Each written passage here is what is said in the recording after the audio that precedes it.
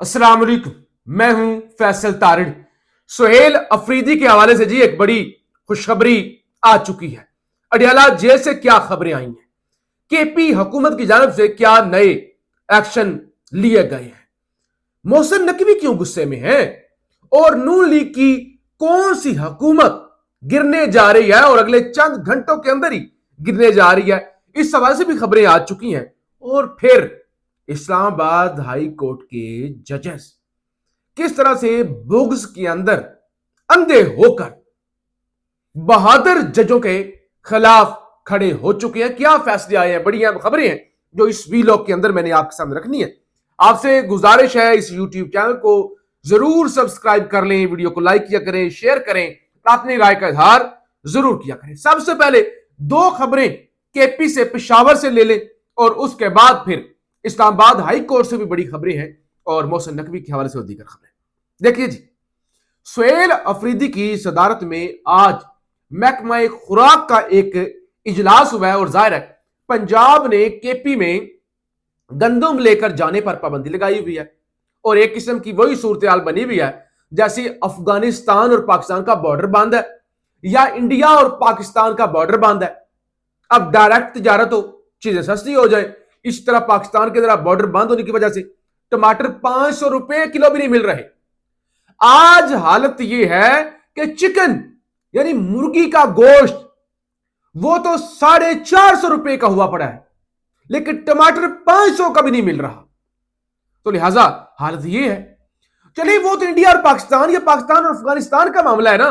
यहां तो कहा जाता है इस परचम के साए तले हम एक हैं, सांझी अपनी खुशियां और गम एक है। लेकिन आज हालत यह हुई पड़ी है कि पंजाब के अंदर गंदम कोई खरीदने वाला नहीं है ना।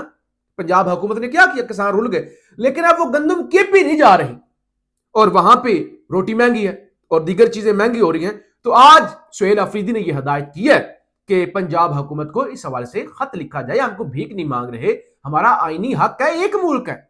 हाँ दो मुल्क तो फिर आप कहें कि ठीक है हम दो तरफा देखेंगे, हमारी खारजा पॉलिसी है। तो एक तो ये चीज। दूसरे नंबर पे आज एक और चीज हुई, इख्तियारात के नाजायज इस्तेमाल और शहरी पर झूठे मुकदमे का इंदराज। पेशावर के एडिशनल डिस्ट्रिक्ट एंड सेशन जज मिर्जा मोहम्मद काशिफ ने SHO जावेद मरवत को 1 साल कैद और 50,000 रुपए जुर्माने की सजा सुना दी और अदालत का SHO को गिरफ्तार करके सेंट्रल जेल मुंतकिल करने का हुक्म। तो इस तरह अगर अदालतें काम करें और इस तरह अगर पुलिस का एहतसाब हो तो फिर पुलिस वाले इस तरह के मुकदमात ना बनाइए, इस तरह की खबरें ना आए कि साथियों की फायरिंग से जो मुलजम है वो जां बहक हो गया, मुबैना पुलिस मुकाबले ना हूं। तो जज साहब ने कहा इसको जरा भेजे ना, ये SHO है ना, कोई बड़ी बला चीज तो नहीं है ना।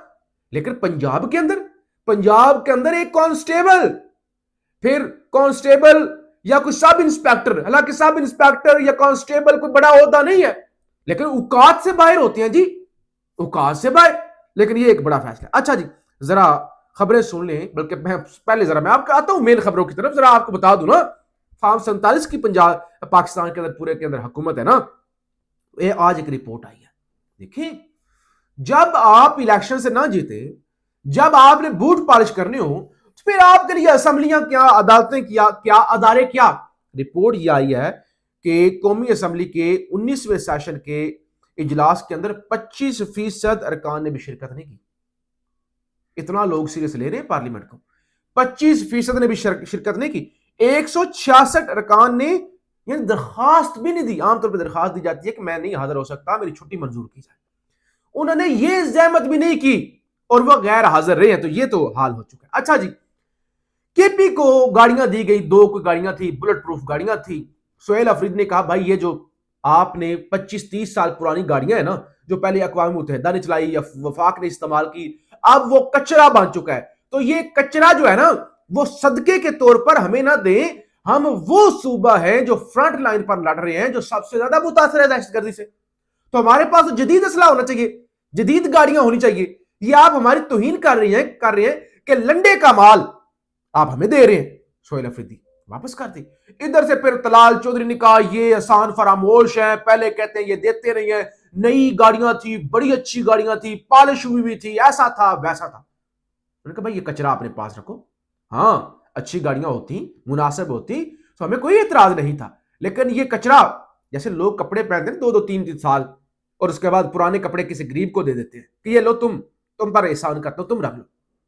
ठीक है, अच्छे कपड़े देने चाहिए मुनासिब, मैं नहीं कह रहा कि इस हवाले से नहीं कर रहा, गरीबों की मदद करनी चाहिए। बहुत सारे लोग जो है सर्दियां आ रही हैं, कपड़े नहीं अफोर्ड कर सकते, अगर आपके पास मुनासिब लिबास हो तो आपको अच्छे तरीके से किसी को देना चाहिए और एक्सेप्ट भी करना चाहिए।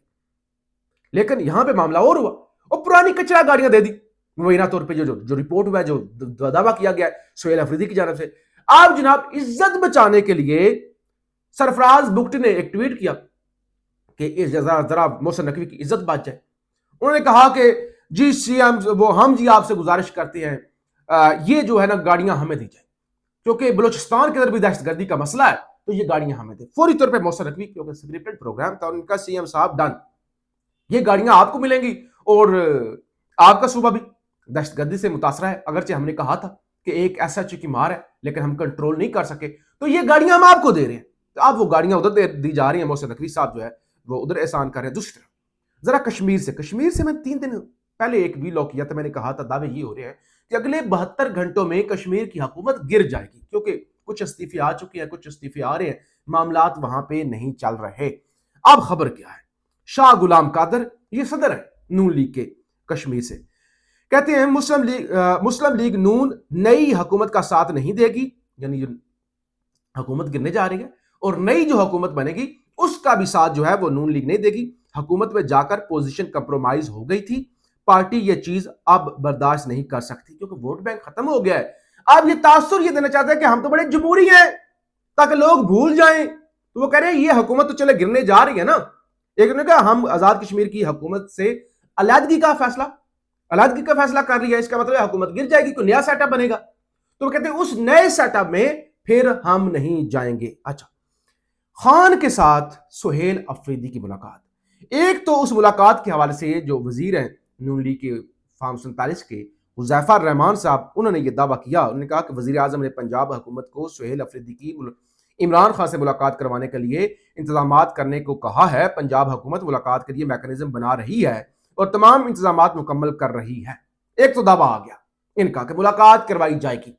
दूसरा, कल 23 अक्टूबर के लिए नोटिस जारी कर रखे थे जस्टिस अरबाब मोहम्मद ताहिर साहब ने कि सुहेल अफरीदी की इमरान खान साहब के साथ मुलाकात करवाई जाए। सुप्रीडेंट अडयाला जेल और दीगर जो लोग हैं उनको नोटिस जारी हुए थे। आज क्या हुआ है, आज खबर यह आई है कि एक नई काज लिस्ट जारी हो गई है और एक लार्जर बेंच बन गया है। उस बेंच के अंदर जस्टिस अरबाब मोहम्मद ताहिर साहब हैं, उसके अंदर जस्टिस आजम खान साहब हैं और उसके अंदर सरफराज डोगर साहब हैं।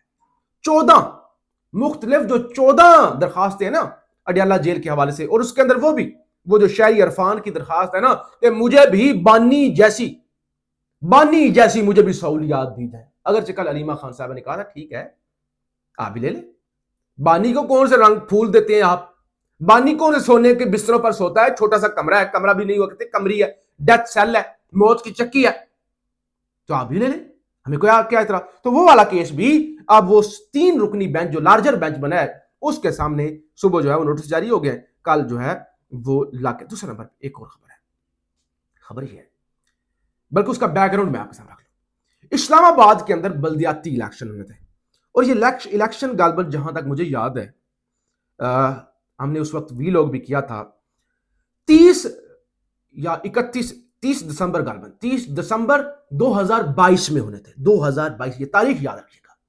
इलेक्शन नहीं हुए, अचानक मुलतवी कर दिए गए थे।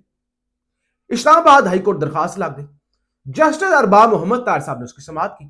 उन्होंने फैसला दे दिया था कि कल यानी उस दिन 30 दिसंबर था, उन्होंने कह दिया था कल 31 दिसंबर 2022 इस्लामाबाद में बल्दियाती इलेक्शन करवाए जाए। नहीं हुए थे, फैसले पर अमल दरामद नहीं हुआ था। ठीक है, ये बैकग्राउंड आपके ज़हन में आ गया। फिर दोबारा इस्लामाबाद में आज से तकरीबन 1 साल पहले इलेक्शन का माहौल बना, ऐलान हुआ, तैयारियां हुई और कह दिया गया कि जी वो यूनियन कौंसिलों की तादाद ही बढ़ गई है ना, पहले 100 थी अब 120 कर दी गई इस्लामाबाद में यूनियन कौंसिल, लिहाजा शेड्यूल मुअत्तर किया, फिर हो गया। अब फिर जस्टिस मोहसिन अख्तर कियानी साहब ने एक फैसला दिया कि 4 महीनों में यानी 120 दिनों के अंदर इलेक्शन करवाए जाएं। इलेक्शन कमीशन ने तैयारियां भी जराये के मुताबिक इतलातें शुरू कर दी। आज जस्टिस राजा इनाम अमीन मिनहाज और वो अरबाब ताए जिन्होंने फैसला दिया था इसी इलेक्शन के हवाले से आज से 2 साल पहले, और उन्होंने जस्टिस मोहसिन अख्तर कियानी साहब का फैसला उलट दिया। जरा अंदाजा कर ले एतराज क्या है। एतराज दिया क्योंकि फैसला कियानी साहब ने दिया है ना, तो डिग्रेड करना है ना, डिसग्रेस करना है, तो इसलिए उस फैसले को उड़ा दिया गया। तो ये हाल है। और मुल्क का क्या हाल है, बाजोड़ से खबर ले लें। खबर है तहसील खार के इलाके बाजोड़ पेशावर शाहराह पर तालिबान ने पुलिस एहलकार को गाड़ी से उतार कर अगवा कर लिया। इतलात के मुताबिक मुसल्लह तालिबान ने मेन रोड पर नाका लगाया था और गाड़ियों की तलाशी ले रहे थे। हमें तो बताया गया था टीटीपी कार्रवाई नहीं करेगी, तालिबान के साथ मुज़ाकरात कामयाब हो गए हैं, लेकिन अभी भी कार्रवाइयां जारी हैं।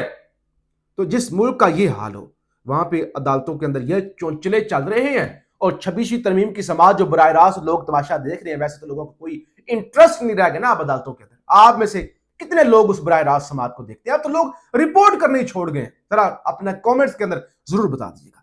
तो अब कल समाअत होगी उस पर, और जस्टिस आयशा मलिक साहब और जस्टिस शाहिद बिलाल हसन साहब मुल्क से बाहर जाने जा रहे हैं। मुल्क से बाहर जाना उनका बहुत ज्यादा जरूरी था, और अब 26 तरमीम पर कुछ 2 हफ्तों के लिए मजीद समाअत नहीं हो सकेगी। अब देखना यह होगा कि क्या 27वीं तरमीम आती है या नवंबर के आखिर में जिस अमीनुद्दीन साहब रिटायर हो रहे हैं, या वो रिटायर हो जाते, तो इस सवाल से भी सूरत बड़ी अहम होगी। बहरहाल हम आपको रिपोर्ट करते रहेंगे। पाकिस्तान जिंदाबाद।